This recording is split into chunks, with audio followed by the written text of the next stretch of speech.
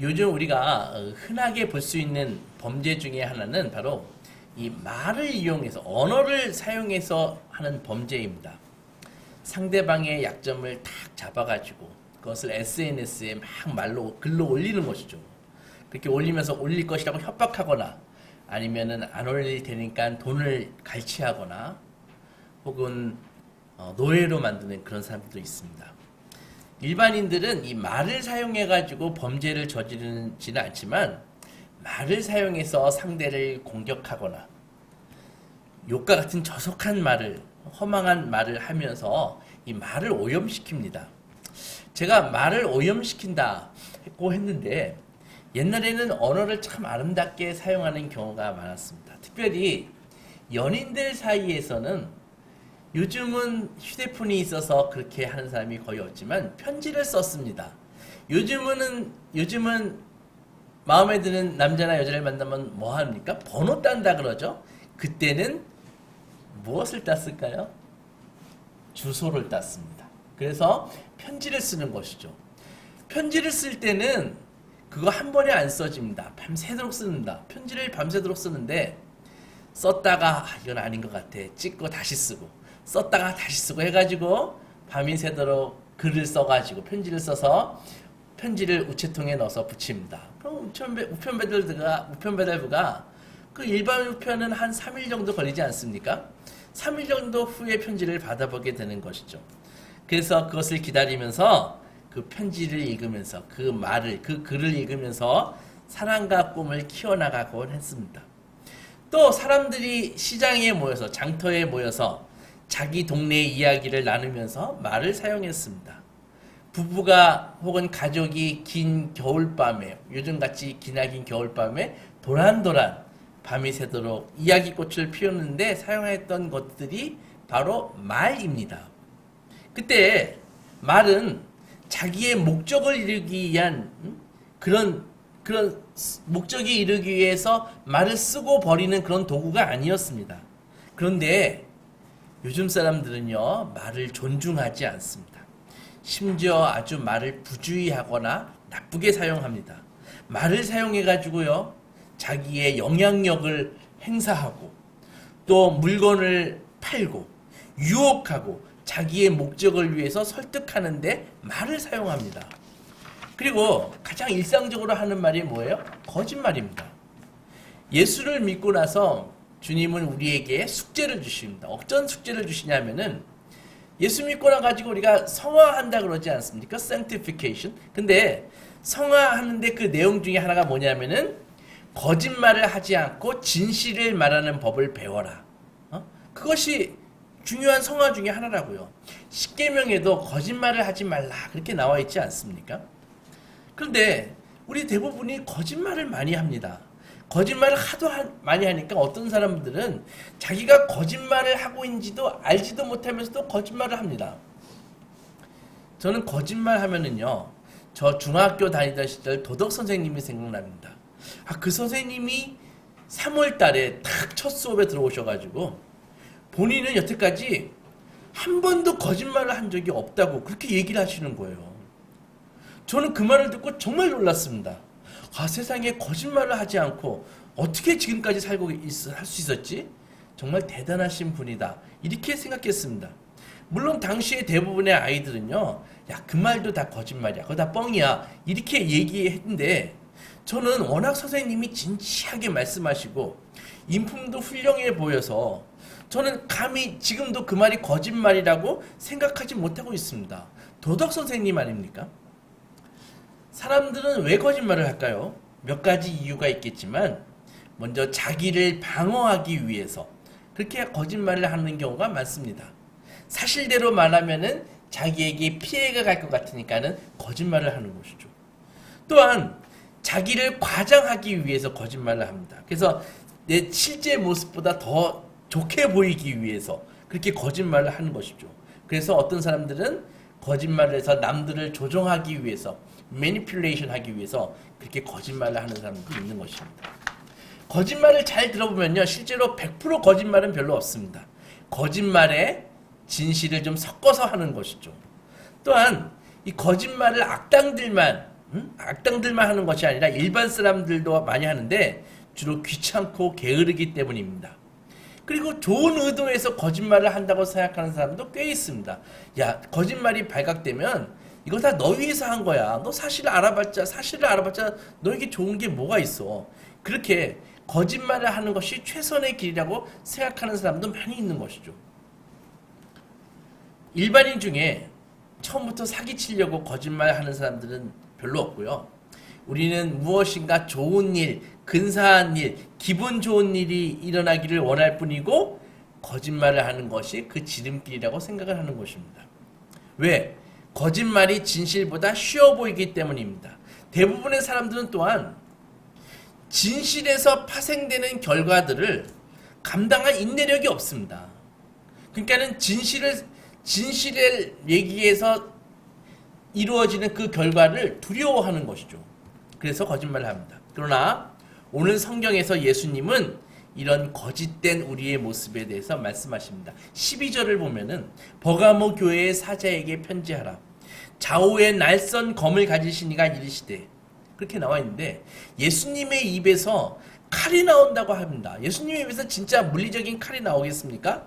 그런 것이 아니라 칼처럼 날카로운 한치의 오차도 없이 찌르는 말씀이 나온다는 것입니다. 이 모습을 히브리서 4장에서는 이렇게 표현하고 있습니다. 우리가 잘 아는 말씀인데 12절 보면 하나님의 말씀은 살아있고 활력이 있어 좌우의 날선 어떤 검보다도 예리하여 혼과 영과 및 관절과 골수를 찔러 쪼개기까지 한다. 그리고 또 마음의 생각과 뜻을 감찰하신다. 지은 것이 하나도 그 앞에 드러나지 아니함이 없으니 우리의 결산을 받으실 이의 눈앞에 만물이 벌거벗은 것 같이 드러날 것이다. 이렇게 말씀하고 있습니다. 그러니까 하나님의 말씀이 마치 우리를 병원에 가면 우리가 건강진단 받을 때 온몸을 MRI로 스캔하지 않습니까? 그러니까 하나님의 말씀이 바로 우리의 마음과 심령을 그렇게 스캔한다는 것입니다. 그래서 다 드러낸다는 것이죠. 오늘 성경에서 이 칼 같은, 이 MRI 같은 예수님의 말씀은 바로 버가모 교회를 스캔했습니다. 그리고 먼저 칭찬하셨습니다. 13절 보면은 내가 어디에 사는지를 내가 안다. 거기는 사탄의 권자가 있는 곳이다. 네가 내 이름을 굳게 잡아서 내 충성된 증인 안디바가 너희 가운데 곧 사탄이 사는 곳에서 죽임을 당할 때에도 나를 믿는 믿음을 저버리지 아니하였다. 이렇게 나와 있지 않습니까? 당시 버가모시 로마 당국은 신생 종교인 기독교를 맹렬히 공격했습니다. 왜? 황제 숭배를 거부하기 때문입니다. 로마의 정책이 그렇습니다. 기본적으로 너희가 무엇을 믿어도 괜찮다. 하지만 황제 숭배를 동시에 겸해서 믿어라. 너희가 불교를 믿건 기독교를 믿건 유대교를 믿건 그 우상을 섬기든 신경 안 쓰겠는데 그 대신 황제도 섬겨라. 이것이라고요. 그런데 기독교는 그 신생 종교는 바로 그것을 하지 않았습니다. 그러니까는 어마어마하게 탄압을 가했습니다. 결국 버가모 교회도 피해자가 막 속출했는데요. 당시 카이사르를 섬기라고 하는 그 황제의 칙령을 거부하니까 순교를 각오하고 믿음을 막 지켰습니다. 결국 버가모 교회의 첫 번째 순교자가 나왔는데 오늘 성경에 나와 있는 안디바라고요. 안디바. 그래서 안디바가 순교하고 나가지고 줄줄이 그 다음 성도들도 순교하기에 이르렀습니다. 그래서 버가모 교회에서는 순교하면은 그 시체를 교회 지하에 묻습니다. 그래가지고 막 교회 지하에는 그 순교자의 그 시신이 질비했었죠. 가혹한 탄압으로 인해서 버가모시에 사는 것 자체가 굉장히 위험해졌습니다. 그래서 버가모는 로마 당국이 통치하는 지역 중에서 가장 위험한 곳이 되었다고요. 주님도 그 사실을 아시고 오늘 성경에서 버가모를 표현하기를 사탄의 권자가 있는 도시다. 사탄의 도시다. 이렇게 표현한 것입니다. 성경은요. 일반적인 성경에서 그리스도인을 표현할 때 뭐라고 얘기하냐면 너희는 이방인이다. 순례자다, 여행하는 사람이다 이렇게 표현하거든요. 그리스도인을 표현할 때는. 근데 오늘 여기에 여기에 이 요한계시록에는 성도를 뭐라고 표현했냐고 하면은 너희는 정착민이다 이렇게 얘기한다고요. 특이하게. 그러니까 부활하신 예수께서 버가모 교인들에게 이 사탄의 도시에서 정착해서 사는 사람이다 이렇게 말씀하신다고요. 너희는 사탄의 그 영향력이 미치는, 그 사탄의 영향력이 강하게 미치는 도시에서 살고 있다. 그리고 너희는 계속 거기에서 살아야 된다 이렇게 말씀하신다고요. 너희는 버가모에 살고 있는데 앞으로도 계속 거기에 살아야 돼. 사탄의 도시에 계속 살아야 돼 이렇게 얘기하는 것이죠. 그리고 거기에서 너희가 그리스도인임을 보여야 된다. 사탄의 도시에 살지만 너희가 거기에서 그리스도인임을 보여라. 이것이 예수님의 말씀이라고요. 위험한 상황에서 도망가는 것은 그리스도인이 하는 것이 아닙니다. 그리스도인이 할 일은 주어진 상황을 피하는 것이 아니라 상황을 정복하는 것이죠. 버가모 교회가 이 일을 잘 해냈습니다. 예수께서는 죽음으로써 교회를 지킨 버가모 교회를 처음에 우선 칭찬하셨다고요. 그러나 이 버가모 교회가 이렇게 큰 용기를 보여주었는데도 불구하고 예수께서는 두 번째로 그들을 책망하셨다고요. 14절 보면 그러나 내게 두어 가지 책망할 것이 있다. 거기 내게 발람의 교훈을 지키는 자들이 있도다. 발람이 발락을 가르쳐 이스라엘 자손 앞에 걸림돌을 놓아 우상의 제물을 먹게 하였고 또 행음하게 하였느니라.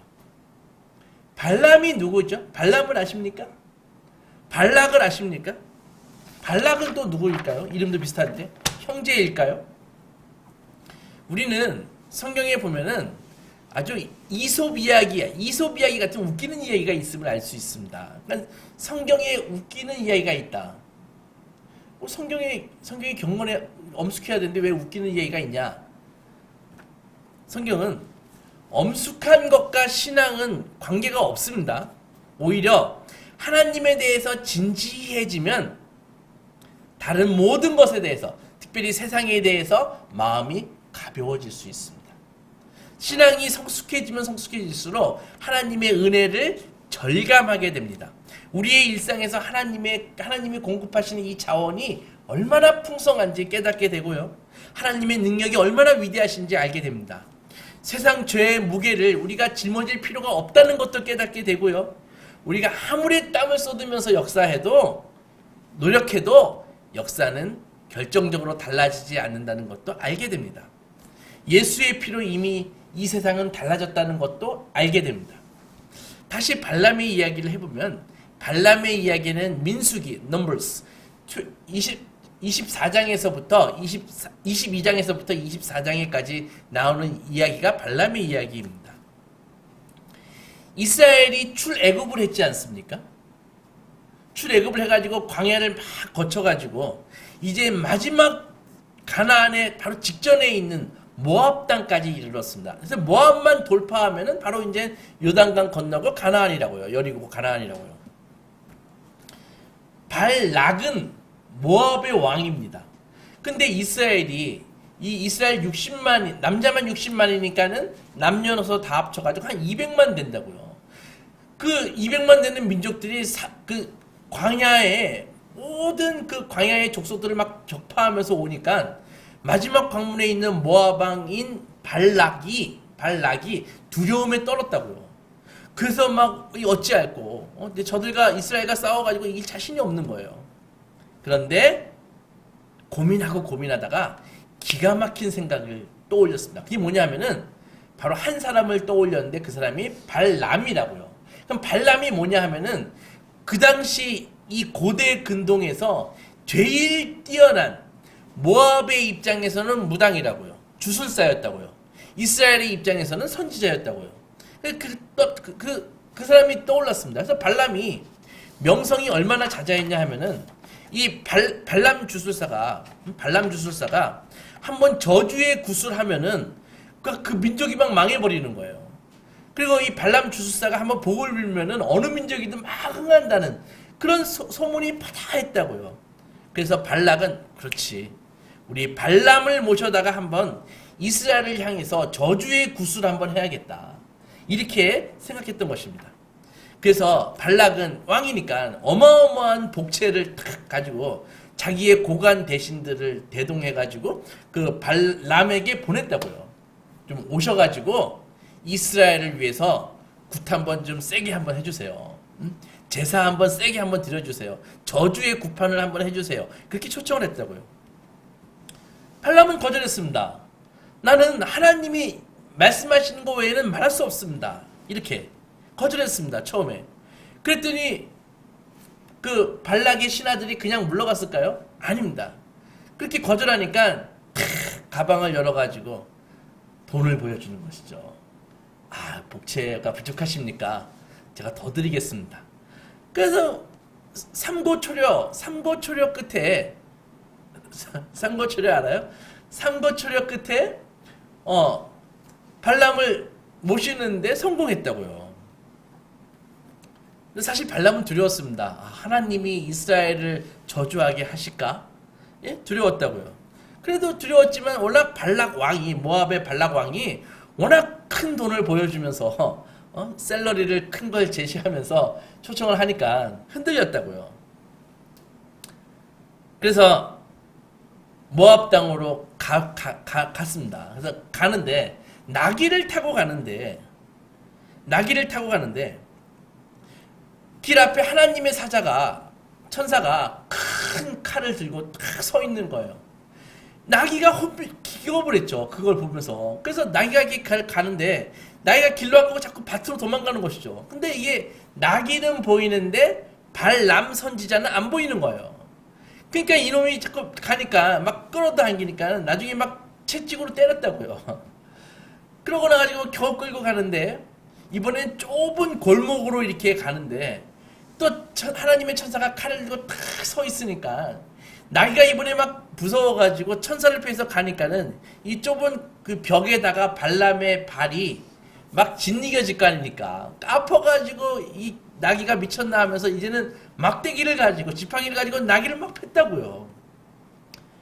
그 나귀를 멍이 시퍼렇게 들어가지고 그 나귀를 타고 또 가는데 또다시 하나님의 천사가 탁 나타나니까 이번엔 나귀가 완전히 주저앉아 버렸습니다. 뭐 일으켜도 안 돼. 나귀가 얼마나 커요? 크니까 일으켜도 안 되니까 나중에 막 우통먹고 막 막대기로 막 나귀를 때리니까 나귀가 하도 아프니까 나귀가 말을 하기 시작합니다. 왜 때리세요? 왜 때리세요? 제가 무슨 일을 했다고 저를 때려요? 라고 막 나귀가 발람에게 얘기했습니다. 근데 동물이 얘기하면 웃던지 놀라야 될 거 아닙니까? 근데 워낙 화가 나 있어가지고 마치 인격적인 나귀한테 말하듯이 얘기를 했다고요. 네가 나를 지금 바보 만들고 있잖아. 왜 말을 안 들어 이놈아? 하니까 나귀가 제가 전에 이런 적 있었어요? 저는 평생 주인님 모셨잖아요. 발람이 생각해보니까 그건 그렇지. 그때 발람의 눈이 열려져서 천사를 보게 됐습니다. 양쪽에 날카롭게 선 큰 칼을 들고 있는 천사를 보고 나서 이제는 발람이 바짝 엎드려 버렸죠. 천사가 꾸짖었습니다. 너 왜 나귀를 때리냐? 잘못된 길을 가는 것은 나귀가 아니라 네가 지금 잘못된 길을 가고 있는 것이다. 너는 선지자가 아니냐? 선지자는 하나님의 사자를 볼 수 있어야 하는데 나귀는 나를 봤지만 너는 나를 보지 못했지 않느냐? 그렇게 얘기했다고요. 이제는 뭐 발람이 두려워가지고 막 떨면서 잘못했습니다. 다시 돌아가겠습니다. 그렇게 막 얘기하니까 하나님의 사자가 이왕 모압 땅에 다 왔으니까 그냥 가라. 가는데 절대로 내가 얘기하는 말만 해라. 이렇게 하면서 갔다고요. 그래서 모압 땅에 다 오니까는 모압 왕 발락이 너무 좋았습니다. 그래서 맨발로 버선발로 그 국경까지 뛰어나갔다고요. 근데 이제 마음속으로 발람은 계속 불안한 마음이 드는 거예요. 이거 하나님이 이스라엘을 저주하게 하실까? 그래도 여전히 하나님보다는 돈이지. 하나님은 눈에 안 보이고 돈은 보이잖아. 하면서 모압에 가가지고 거대한 제사를 드릴 준비를 했다고요. 어디로 갔냐? 이스라엘 백성들이 저 진치고 있는데 그 이스라엘 진이 다 보이는 산으로 올라갔다고요. 거기서 보통 제단 한 개를 쌓는데 이번에 이스라엘 백성 그 200만이 쫙 앞에 있으니까 그 제단을 7개를 쌓았다고요. 그리고 송아지와 암송아지와 양 같은 걸 탁 잡아가지고 막 제사를 드렸습니다. 그리고 발락 왕과 모압의 신하들도 탁 서가지고 같이 치성을 막 드렸다고요. 그래서 발람이 막 집중해가지고 막 황홀경에 막 들어가자 모두가 긴장했습니다. 야, 드디어 발람 선지자가 이제 이 저주의 저주를 해가지고 이스라엘의 저 진들을 사람들 다 흩어버릴 것이다. 기대했습니다. 드디어 발람이 입을 열어서 예언을 쏟아내는데 그 예언을 다 들어보니까는 이 저주가 아니라 막 축복을 하고 있는 거예요. 계속 듣다 보니까 이 귀를 의심하지 않을 수 없었습니다. 지금 발람이 뭐 하고 있는 거지? 이거 이스라엘을 축복하는 거잖아. 저주가 아니잖아. 그래서 발락 왕이 드디어 발끈했습니다. 아, 당신 지금 뭐 하는 거요? 내가 이스라엘을 저주하라고 했더니 왜 축복을 쏟아놓는 거요? 발람이 말했습니다. 어쩔 수가 없습니다. 우리 다시 한번 시도해 봅시다 해가지고 장소를 옮겼다고요. 다른 산으로 가가지고 모든 과정을 똑같이 반복합니다.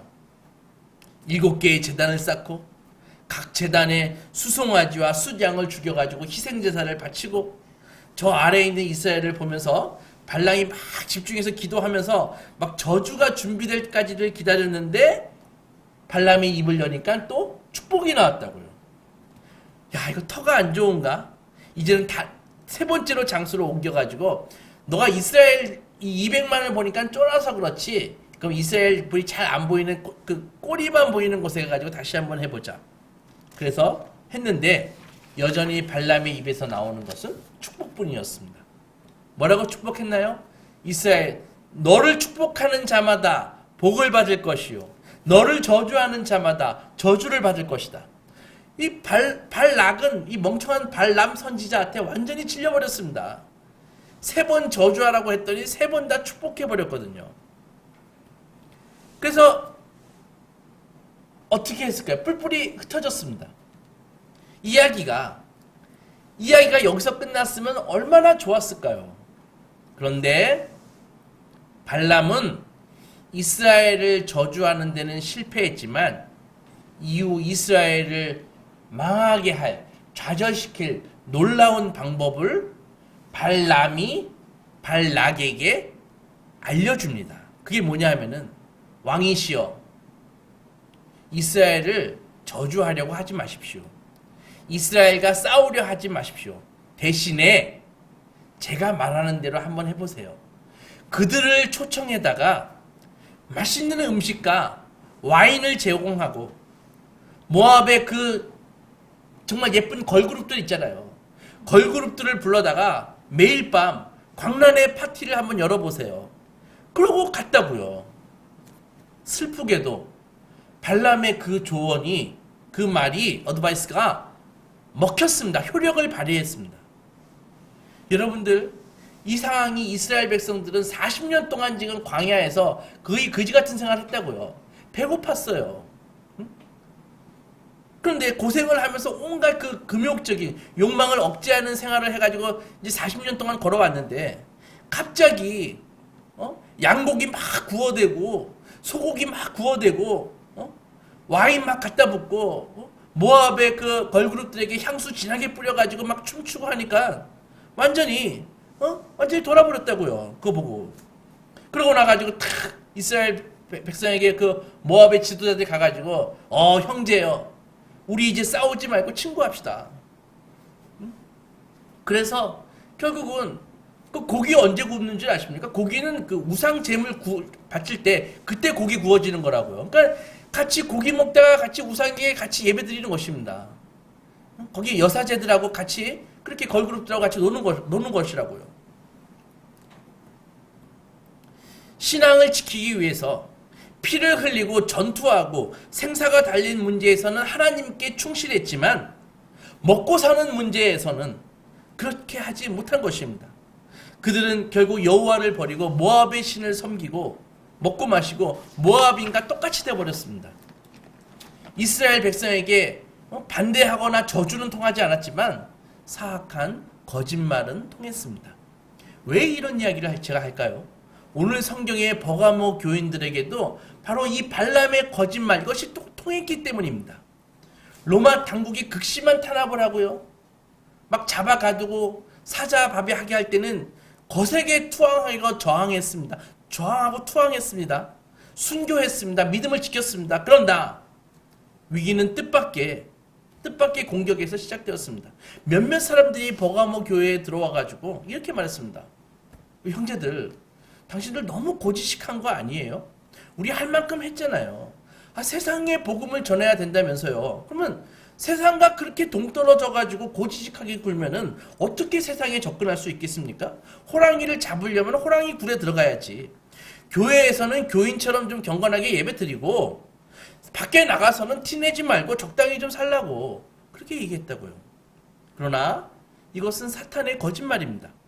우리는 우리의 말과 살아가는 방식을 분리시키려는 계략입니다. 여러분, 진리는 몸으로 살아낸 진리가 진리인 것입니다. 진리는 우리가 말로 전하는 내용만이 아니라 우리 삶의 모양이, 우리 삶의 라이프 스타일이 진리라고요. 버가모 교회 성도들은 예수 믿든지 죽든지 해라. 그렇게 얘기할 때는 꿈쩍도 하지 않았습니다. 죽겠다. 내가 예수를 버리니 내가 죽겠다. 그렇게 저항했다고요. 그러나 이제는 탄압이 사라지고 일하고 노는 먹고 마시는 평범한 일상으로 돌아오자 몇몇 사람들이 이제 긴장 좀 풀어. 그렇게 고지식해서 어떻게 예수 전할래? 라는 논리로 교회로 파고들었다고요. 위기는 박해와 탄압의 시기가 아니라 평범하고 따분한 일터에서 일주일 동안 삶의 현장에서 평범한 시간에 그렇게 찾아왔습니다. 잊지 마십시오. 진리는 올바른 답이 아니라 올바른 삶입니다. 아무도 보는 사람 없을 때도 우리의 행동과 대화에서 표현되어야 할 인격적인 진리가 바로 진리라고요. 진리가 헬라어로 무엇입니까? 알레테이아. 형용사로 어떤 뜻이 있냐면은 진리라는 뜻은 공개된 명백한 현재의 그런 말이 있다고요. 그러니까 진리는 깨닫는 것이 아니라 일상생활에서 살아내는 것이라고요. 사랑하는 소망교회 성도 여러분, 버가모는 사도 요한이 말한 대로 사탄의 도시였습니다. 그리고 성도는 그 사탄의 도시에서 진리를 말하는 자가 아니라 진리를 살아내는 자로 부름받은 존재인 것입니다.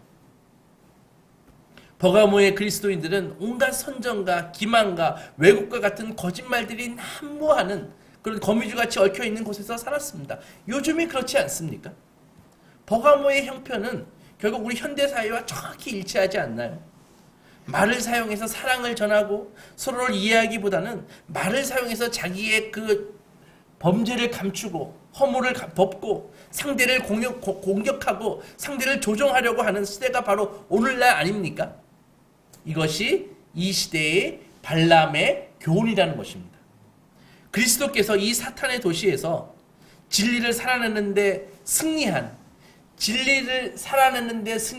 성도들에게 2개의 상을 주신다고 나와 있습니다. 17절을 보면은 복 있는 자는 성령이 교회들에게 하시는 말씀을 들을지어다. 이기는 그에게는 내가 감추었던 만나를 주고 흰 돌을 줄 터인데 그 돌 위에 새겨진 새 이름을 기록한 것이 있나니 받는 자에는 그 이름을 알 사람이 없는지라. 여러분, 세상을 보십시오. 이 어렵다고 하면서 먹고 사는 문제로 모든 에너지를 다 쏟아가며 분투하는 모습이 보이지 않습니까? 이때 예수께서 복음대로 진리대로 살아낸 성도에게 감추었던 만나를 주신다고 했습니다. 그런데 그 만나는 받아본 사람만이 그 실체를 알 수 있습니다. 만나가 얼마나 맛이 있고 얼마나 풍성한지 도저히 말로 표현할 수 없습니다. 세상은 이것을 절대로 이해할 수 없습니다. 설명해 주어도 받아들이지도 않습니다. 그저 그 만나의 가치를 폄하할 뿐입니다. 그러나 예수 그리스도께서 주시는 만나는 받아본 사람만 안다고요. 그 은혜는 받아본 사람만이 안다고요. 또 세상을 보십시오. 모두가 이 땅에서 돈이나 권력을 획득해서 신분을 업그레이드 하려고 발버둥 치고 있지 않습니까? 영혼까지 팔지 않나요? 그러나 진리를 살아낸 성도에게는 예수께서 흰 돌을 주신다고 했다고요. 새 이름이 기록된 흰 돌. 무엇입니까? 그것은 새로운 신분증입니다. 흰 돌이 새로운 신분증이라고요. 진리를 살아낸 성도에게 명예로운 이름, 예수의 제자라고 하는 이 이름이 새겨진 새로운 신분증이 발급되는 것입니다. 이 신분증은 이미 침투한 이 땅의 천국에서 사용되는 신분증이라고요. 그 신분증을 제시할 때 비록 우리가 사탄의 도시에 살고 있지만 흰 돌이라는 신분증을 제시할 때 이 땅에서도 침투한 천국의 문이 열리고요. 은혜의 문이 열리는 것입니다. 그리고 앞으로 예수께서 재림하실 때 펼쳐질 새하늘과 새 땅에서 반드시 있어야 할 신분증이 바로 흰 돌이라는 신분증이라고요. 사랑하는 여러분, 아무쪼록 이 사탄의 도시에서 예수 그리스도의 복음의 진리대로 살아내셔서 감추인 만나와 흰 돌의 복을 누리시는 소망의 자녀들이 되시기 주님의 이름으로 축원합니다. 기도하며 나가겠습니다.